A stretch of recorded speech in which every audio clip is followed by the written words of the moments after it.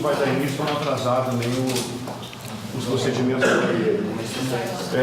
Como eu disse, o Valquil agora vai ser o inspetor-geral, né, o inspetor da equipe, vai ter os auxiliares, que eu não sei como é que eu defini essa situação aí.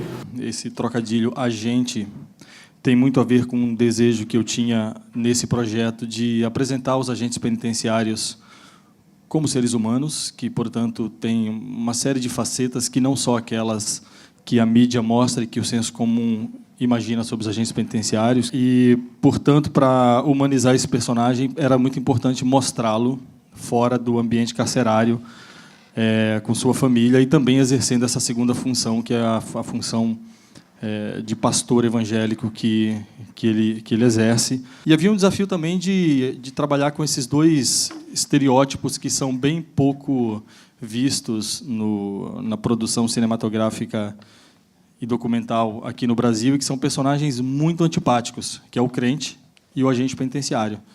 E aí eu quis juntar essas duas facetas num cara só para ver se era possível fazer um filme em que nós sentíssemos alguma empatia por essa pessoa, de modo a problematizarmos os nossos próprios pré-conceitos. Na cena que o outro inspetor, desculpa, eu esqueci o nome do agente, mas Ivanei, que aquela cena ela foi reencenada? Algumas sequências no filme são reencenadas. O filme, há momentos em que o descontrole por parte do documentarista é total, as situações que envolvem presos, as situações em que envolvem coisas mais tensas. Eu filmei, todas as sequências de penitenciária foram filmadas por mim sozinho. Eu fazia som, fazia câmera, fazia tudo, porque não dava para andar com a equipe dentro da cadeia. Então, em alguns momentos eu tinha a sorte de estar no lugar e acompanhar as coisas acontecendo, e em outros momentos eu não tinha essa sorte. E aí, quando eu não tinha essa sorte e a coisa era importante para eu construir o documentário que eu queria construir, eu reencenava.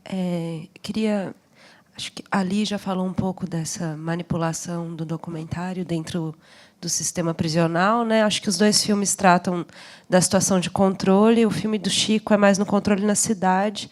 E queria que o Chico falasse um pouco dessa relação do controle que está em todo lugar e que muitas vezes a gente não vê. Então, esse projeto ele foi enviado para o Itaú Cultural, né, do Rumos, e ele era, a princípio, foi enviado um texto em que eu sou geógrafo, né, no TCC eu escrevi esse texto, que era eu discutia no TCC a saída a campo, o olhar do geógrafo, a paisagem, o espaço da experiência do geógrafo e tal.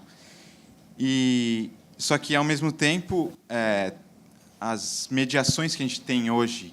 Então, para você delimitar a área lá no mapa, qual que é esses imóveis têm que uso? Entra no Google Street View e vê lá. Identifica lá, comércio. E aquilo, assim,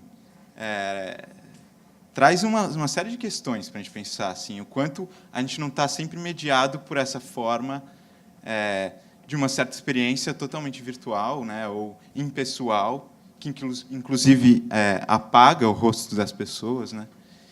E o texto que eu tinha escrito para mandar para o Itaú era um relato de um trabalho de campo, no estilo dos grandes geógrafos, sei lá, dos clássicos, assim, andando por aquele mundo e descrevendo aquela coisa que é um mundo totalmente pixelizado, com rostos focados e tal. Então, a gente começou a ir para Paraisópolis, começou a dar uma oficina lá de cinema, entrou em contato com